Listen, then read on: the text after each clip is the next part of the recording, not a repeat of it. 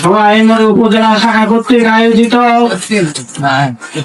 গণ-অভ্যুত্থান 5 August গণ-অভ্যুত্থানের দ্বিতীয় বার্ষিকী উপলক্ষে আজকের এই আলোচনা সভার সম্মানিত সভাপতি সোনাইমুড়ির গণমানুষের নেতা চাষিরহাট ইউনিয়নের বারবার নির্বাচিত চেয়ারম্যান জনতা জনাব হামিদ মোল্লা, মঞ্চ উপবিষ্ট এনসিপি খেলাফত মজলিসের নেতৃবৃন্দ, বাংলাদেশ জামাতে ইসলামী বিভিন্ন পর্যায়ের নেতৃবৃন্দ, ছাত্র শিবিরের নোয়াখালী জেলার সেক্রেটারি, ছাত্র নেতা জনাব সহ সংগ্রামী সোনাইমুড়িবাসী, সংগ্রামী সাংবাদিক বন্ধুগণ, আজকের এই 5 আগস্ট যেই সময় আমরা সমাবেশ করছি 2024 সালের এই দিনে বাংলাদেশের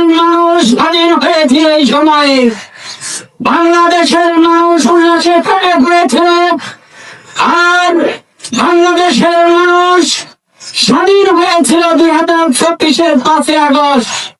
বাংলাদেশের মানুষের একটাই কামনা ছিল, আমরা স্বাধীন হয়েছি স্বৈরাচার থেকে, যাদের গুলিতে 537 জন ছাত্র জনতা চোখ হারিয়েছে, যেখানে 14 জন শহীদ হয়েছে, তাদের হত্যার বিচার চেয়েছিলেন গভর্নমেন্টের কাছে, কিন্তু তারাও করতে পারে নাই।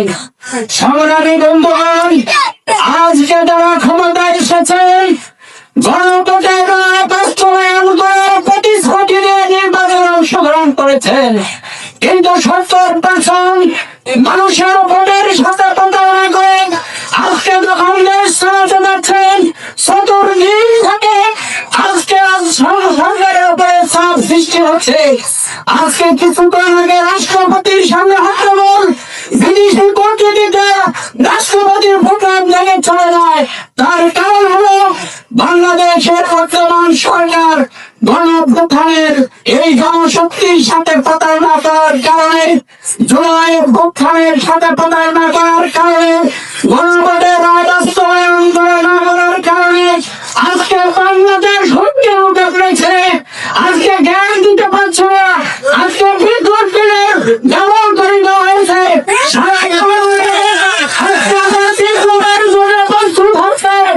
আর বেঙ্গলের বাসায় ইট পাটকেল করেছেন ইসলামী ছাত্র শিবিরের উপরে বাংলাদেশের মানুষের সেন্টিমেন্ট